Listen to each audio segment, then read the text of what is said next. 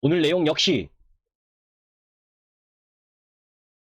6월 5일 날 특집으로 2차전지 부분의 팩트체크 자료를 통해서 설명드렸었던 내용입니다. 그런데 참 안 보시더라고요. 투자가분들이. 제가 이 6월 5일 이 방송을 통해서 주도 섹터의 조정, 이 타이밍에 주도 섹터 부분을 매수를 해야 된다. 소외주, 경기민감주, 반등, 산업재 소재가 반등 들어오면 비중은 축소하고 그 부분을 통해서 이 2차전지 섹터, 성장 섹터, 플랫폼 섹터 이쪽 부분을 매수해야 된다는 여러 가지 이유를 말씀을 드렸습니다. 이런 내용 등을 방송을 참고하시고 누가 제2의 머커와 UDC가 될 수 있는가, 이 부분에 대한 특집 부분을 이야기하도록 하겠습니다. 배터리, 여러분들 글씨가 좀 작긴 해도 차근차근 읽어보시면 되고, 그 중요한 부분에 있어서 배터리의 구성 요소는 양극재, 음극재, 분리막, 전해질, 이것이 필수적이라고 하는 부분, 그 속에서 그죠? 향후의 전고체 배터리로 발전하는 방향, 그런 가운데 5월 11일 날 뉴스를 통해서 LG화학이 테슬라에게 배터리를 공급하는 그런 흐름들 속에서 LG화학이 이미 두 자릿수에 가까운 수익성을 확보했다라고 하는 부분, 그 부분이 지난 7월 31일 금요일 날 실적을 통해서 2, 4분기 실적을 통해서 확인을 받았죠. 그런 가운데 다른 전기차 업체와 차별화되는 테슬라 배터리의 특징이 실리콘 음극재와 NCA 양극재를 사용한다는 점, 이런 부분들 때문에 제가 이 6월 5일 방송을 통해서도 완성 업체에서는 LG화, 그리고 에코프로비엠 대주전자재료, 그리고 전해액 부분에 있어서는 첨보, 그죠? 이런 유형의 종목 부분들을 계속 강조를 드렸었던 부분입니다. 이러한 부분들을 좀 더 자세히 공부를 해야죠. 그죠? 주가가 올라가면 그냥 주가가 올라가서 내일 또 미국 시장이 올랐다고 70만 원 근처에서 확 사서 단기적으로 가격 조정을 보이면 견디지 못하는 그런 형태의 움직임을 보이면 안 됩니다. 주식은 암만 좋은 종목과 섹터도 타이밍, 내가 비중을 높일 때와 비중을 조금 줄일 때, 이런 부분들을 기술적 차트를 통해서 또 보완해가면서 정말 좋은 섹터와 좋은 종목을 비중 확대, 비중 축소, 이런 흐름을 통해서 끌고 가야 된다. 조금 오르고 각광받으면 목표가 90만원, 100만원, 120만원, 그래서 6개월, 1년 있다가 가면 전부 다 본인 자랑, 이건 진짜가 아닙니다. 진짜가 나타났다. 진짜 전문가가 장사꾼이 아닌, 사기꾼이 아닌 마음으로 여러분들께 오늘 2차전지 특집에 대한 내용을 6월 5일 날 방송했던 내용과 비슷하지만 그때 보지 못했던 분들을 위해서 다시 한번 이야기하도록 하겠습니다. 자, 주요 OEM별 배터리 공급망 현황을 보면 사실 배터리에는 각형이라든지 파우치형 이런 부분들이 있습니다. 지금 도표를 보시면 기본적으로 테슬라는 원통형 쪽에서는 이 LG화학이나 파나소닉 배터리를 사용하고, 각형, 그죠? 중국의 CATL을 통해서 각형 부분을 사용하기도 합니다. 그런데 실질적으로 보면 기술적 우위를 갖고 있는 부분은 LG화학, 파나소닉인데, 사실 파나소닉은 도요타라든지 테슬라 이렇게 한정적인 마켓 셰어를 갖고 있는 부분이고, LG화학은 이미 오래전부터 저가 수주를 통해서 수익성보다 마켓을 일단 확보하자는 전략을 가지고 갔고, 그런 가운데에 시장 점유율을 높이면서 이제 갑의 위치에 쓸 수 있는 기술력을 통해서 수익성을 담보해낼 수 있는 위치까지 왔다는 겁니다. 자, 배터리의 그 다음 낙인 효과라는 부분을 여러분들께서 한번 볼 필요가 있습니다. 이 부분은 메리츠증권 자료의 리포트 내용이옵니다. 그 부분에 대한 여러분들이 살펴볼 필요가 있는데, 제품을 개발하는 데는 약 2, 3년이 걸리고, 또 양상 검증에 2년 정도 걸리고, 안정성 검증을 하는데도 2년 정도 걸리는 시기가 상당히 소요되는 부분이죠. 전기차 배터리 시장을 보고 신규 업체가 또다시 진입하기에는 엄청난 시간이 존재해야 되기 때문에 진입 장벽이 높다라고 할 수가 있고, 한번 시장을 장악을 해놓으면 특별한 하자가 없는 상황, 흐름 속에서는 낙인 효과, 즉 배터리 결함이 발생하지 않는 한 잘 바뀌지 않는다는 겁니다. 따라서 LG화학이 지금 27% 정도의 시장 점유율, 삼성 SDI가 6%, SK이노베이션 3%, 거의 35%가 넘게 지금 부분에 있어서는 거의 글로벌 시장에서 37% 정도의 시장 점유율을 확보하고 있다. 그러면 이렇게 완성업체의 배터리 부분이 글로벌 시장의 37%의 시장 점유율을 확보하고 있다. 그리고 점차 늘려가고 있다. 라고 한다면 거기에 들어가는 양극재, 음극재, 분리막, 그죠? 또 전해질, 동막, 이런 부분의 산업 부분들이 성장할 수밖에 없지 않겠습니까? 그죠? 물론 장비주도 마찬가지고요. 자, 그런 부분들을 통해서 그 배터리 업체별 수주 잔고의 흐름입니다. 그죠? LG화학이 뚜렷하게 증가하고 있는 걸 볼 수가 있고, 또 증설을 한다는 건 그죠? 완성차 업체들의 수요 예측에 의해서 주문을 받는, 선주문을 받고 증설을 하는 경우가 대부분입니다. 장치산업의 경우에. 그런 흐름들 속에서 지금 여러분들 도표를 뽑아보십시오. 그죠? 지금 LG화학이 독보적으로 2019년, 2020년 가장 파란색 부분인데 월등히 증설 흐름을 보여주고 있잖아요. 이런 부분들로 보게 되면 마켓을 계속해서 확대할 수 있다는 겁니다. 수주전이 끝나고 이제부터 중요한 건 그죠? 전기차 판매량이겠죠. 실질적으로 여러분들 내연기관, 그죠? 기존의 자동차 이쪽 부분은 지금 2030년까지 유럽에서는 이제 2030년 이후에는 판매할 수 없는 상황, 친환경 흐름으로 가고 있는 거고, 지금 트럼프와 바이든이 대선 앞두고 있는 가운데 특히 민주당 바이든 같은 경우에는 뭐예요? 이 친환경 쪽을 엄청나게 강조를 하고 있죠. 그래서 신재생 에너지니 그린 뉴딜이니 이런 정책이 비단 우리나라뿐만이 아니라 글로벌 전체 부분에서 확산해 가고 있다. 그죠? 테슬라의 중국 생산량과 LG와 원통형 전지 마진 추이입니다. 4, 5월, 6월 이미 풀가동하고 있는 상황이에요. 그렇기 때문에 2, 4분기의 실적이 좋게 나왔던 거고, 그런 흐름들 속에서 그죠? 테슬라와 BMW, 기아 순수 전기차 판매량을 보면 테슬라가 월등히 지금 높고, 그러한데 공급을 하고 있는 게 LG화학이다. 그죠? LG화학이 지금 아우디라든지 테슬라, 제기어 할 거 없이 전체적으로 고객사를 다변화하고 있고, 그런 가운데에 그죠? 테슬라가 이 LG화학의 고객사인 테슬라의 판매 점유율이 월등히 높다라고 하는 부분은 LG화학의 가장 큰 매력이지요. 삼성 SDI는 BMW 쪽이 주 고객사입니다. 그런데 사실 보게 되면 삼성 SDI는 좀 소극적인 전략을 취했죠. 삼성 SDI는 LG화학이 저가 수주를 통해서 마켓을 선점하는 데 노력했다면, 삼성 SDI는 이제 수익성 확보에 너무 치중했기 때문에 출발선은 비슷했으나 마켓 장악력은 LG화학이 월등히 높다는 겁니다. 규모의 경제 여러분들 많이 들어보셨을 겁니다. 그죠? 실질적으로 보게 되면 이런 장치 산업 같은 경우에는 일정 정도 이 박리담의 형태의 규모의 경제가 이루어져야 그죠? 수익성을 더 크게 확보할 수 있다는 하는 부분입니다. 그래서 LG화학은 유럽 쪽에 특히 집중화 전략을 펼쳤고, SK이노베이션은 미국 쪽, 삼성 SDI는 보수적 흐름을 보이고 있는데, 이제 논란거리는 있죠, 그죠? LG화학과 SK이노베이션의 이 특허 침해와 관련된 소송, 이 부분이 어떻게 진행되느냐는 또 주가 흐름에 결정을 지을 수 있는 요소이기 때문에 우리가 지켜봐야 될 부분입니다. 자, 전략의 차이가 아까 이야기한 삼성 SDI와 LG화학의 전략의 차이, 이런 부분들이 수주 결과와 공급 가격의 차이로 연결될 수밖에 없고, 배터리 공급 부족이 지속되고 전기차 판매가 고성장하는 흐름으로 지속된다면 LG화학과 SK이노베이션의 전략이 유리할 수 있죠. 그렇죠? 다만 판매가 둔화된다면 삼성 SDI 전략이 유리하죠. 그런데 지금 여러분들이 보시기에 우리나라도 지난번에 발표된 뉴스 흐름을 보게 되면 신규 외제차 전기차 판매에서 테슬라가 월등히 판매량이 많아졌죠. 그죠? 그리고 외제차를 구입하는 사람들 흐름에 있어서 보게 되면 이후에 구매하는 흐름에 있어서는 전기차를 고려하고 있다고 하는 비중이 높아진 상황입니다. 추세라는 거죠. 자, 그런 가운데 이제 중요한 것은 배터리의 가장 큰 경쟁력은 주행거리입니다. 그죠? 주행거리는 한번 충전했을 때 정말 내연기관만큼 주행거리를 확보할 수 있느냐? 그러려면 배터리 에너지 밀도를 증가시켜야 되고, 또 배터리 관리 시스템 성능 개선을 해야 되고, 모터 효율성을 개선하고, 또 차량 경량화를 통한 흐름을 갖고 가야 되는 부분은 아주 당연한 부분이라는 거죠.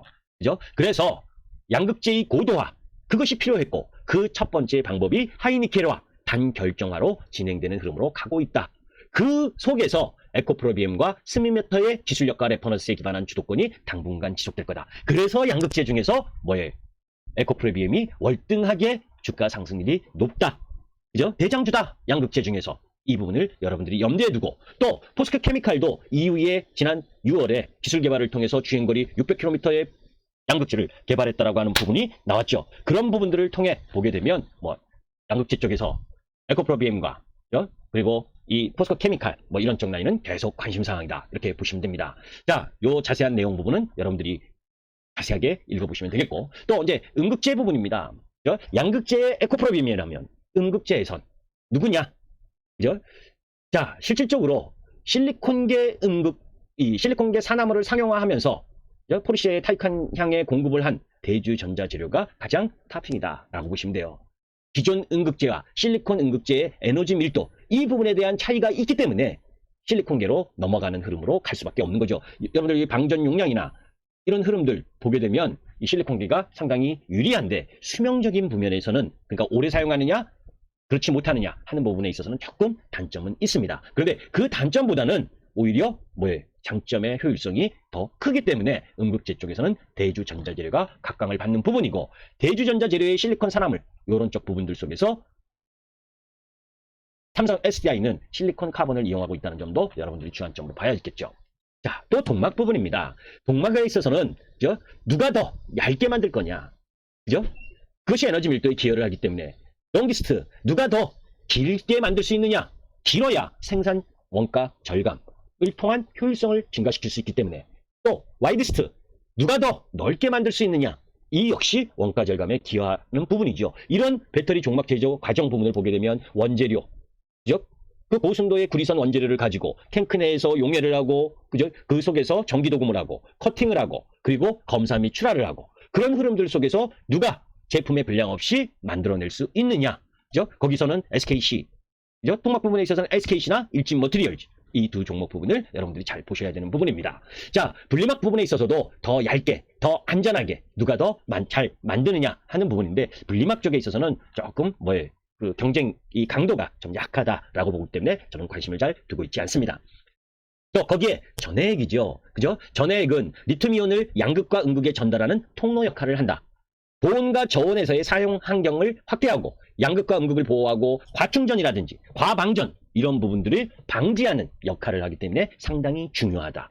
그죠? 그런데 그 속에서 새로운 흐름으로 가는 부분에 첨보라는 전해질 업체가 각광받는 이유, 이 부분은 나중에 종목에 대한 이야기를 하면서 또 자세하게 설명을 드릴 텐데, 여러분들이 첨보에 대한 관심을 한번 가져도 좋겠다, 이런 말씀을 드립니다. 자, 가격 경쟁력을 확보하는 부분도 상당히 중요하겠죠. 이런 부분들도 한번 읽어보시면 되겠습니다. 자, 지금 보게 되면 충전을 일회 충전으로 얼마만큼의 주행거리를 확보하느냐도 중요하지만, 또 일회 충전에 걸리는 시간이 어느 정도이냐, 그죠? 전기차 그렇잖아요. 한 번 충전해서 500km, 1000km를 다 갈 수 있으면 뭐 합니까? 한 번 충전을 완충하는 데 걸리는 시간이 하루 종일 걸린다면. 그죠? 그 전기차 업체가 지금 배터리 충전 소요 시간을 15분 이내로 단축할 것을 지금 요구하고 있는 상황이에요. 그죠? 그런 흐름들이 지금 진행되고, 그런 시간이 짧아질수록 전기차를 사용하는 불편이 줄어드는 거죠. 그런 부분에 있어서의 배터리 음극, 이 부분이 중요한 부분이다. 그죠? 지금 보게 되면 배터리 용량을 급속 충전할 때 걸리는 시간 이런 부분이 있는데, 그런 부분들은 참고만 하시고, 차세대 배터리를 이야기합니다. 그래서 이 삼성도 전고체 배터리를 개발했다 한다. 그러니까 이유는 전고체 배터리 쪽 부분으로 기술 발전이 일어날 수밖에 없어요. 그죠? 그런 부분들을 보게 되면 전고체 배터리 부분이, 이 전고체 배터리 내에 리튬메탈 음극 적용 시 집 전체는 기존 동박을 그대로 사용하기 어려울 전망이고, 동박을 부식시키기 때문에, 그렇기 때문에 동박 부분을 다른 부분으로, 다른 소재로 대체될 수 있는 부분, 그죠? 그래서 이후에, 그죠? 이 배터리를 구성하는 요소, 양극재, 음극재, 분리막, 이 전해질, 거기에 동박, 이런 부분들이 있는데, 그런 부분들 속에서 이 기술이 개발이 되면서 어느 쪽 부분은 더 커질 거고, 또 반대로 어느 쪽 부분은 더 줄어들 수 있죠. 이제 그런 기술 개발의 흐름 부분도 계속 체크를 해야 된다. 그러나 지금 단박에 빠른 시간에 올 수 있는 부분은, 상용화될 수 있는 부분은 저는 개인적으로 아니다라고 봅니다. 한 2025년 이후에나 가능하다라고 볼 수 있는데, 여하튼 그러면 사전에 흐름이 주가에 반영될 수 있는 부분이기 때문에 그런 부분들은 고려해서 봐야 된다. 그죠? 그리고 차세대 배터리, 전고체 배터리는 계면 저항과 이온 전도도 저하 문제를 갖고 있기 때문에, 요 리튬 이온 배터리와 전고체 배터리를 비교했을 때 전해질이나 분리막, 그죠? 전고체 전지로 가게 되면 분리막도 필요가 없는 부분이고, 그런 부분들 속에서의 움직임, 이런 부분들로 보게 되면 우리가 주의도 가지면서 봐야 된다라고 보시면 되겠어요. 이 부분은 여러분들이 한번 참고해서 자세히 읽어보시면 된다. 이건 이제 향후의 기술 흐름으로 가는 거니까 전고체 배터리를 지금 여기서 강하게 여러분들에게 어필할 이유는 아직은 아니다라고 보고 있기 때문에, 이것을 이 차세대 배터리인 전고체 배터리 이쪽 부분에 대한 부분을 강조하는 타이밍이 올 때 다시 한번 자세하게 설명하는 시간을 갖도록 하겠습니다. 이 부분은 분명히 변화할 겁니다. 요 요점 부분, 노란색 부분을 여러분들이 보시면, 양극재의 변화는 다결정에서 단결정으로의 변화 가능성도 존재를 한다. 또 음극재의 변화는 현재 흑연계 음극재를 특수 코팅에 사용하거나 에너지 밀도가 우수한 리튬 메탈로 대체될 가능성도 존재한다. 그죠? 그리고 동박의 변화, 황해에 의한 부식 문제 때문에 구리에 니켈 도금을 추가하거나 다른 소재로 대체 필요한 부분, 이런 부분들은 주의해서 살펴볼 필요가 있는 거죠. 분리막과 전해액의 변화, 특히 분리막은 사라진다는 거예요. 그죠?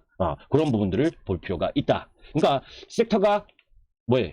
성장을 해도 기술이 개발이 확대되면, 진화되면 뭐예요? 거기에 새로운 기술이, 새로운 소재가 필요한 반면에 또 필요하지 않은 것들, 않은 소재나 재료는 없어지니까 이런 부분도 여러분들이 주의 깊게 봐야 되는 부분이죠.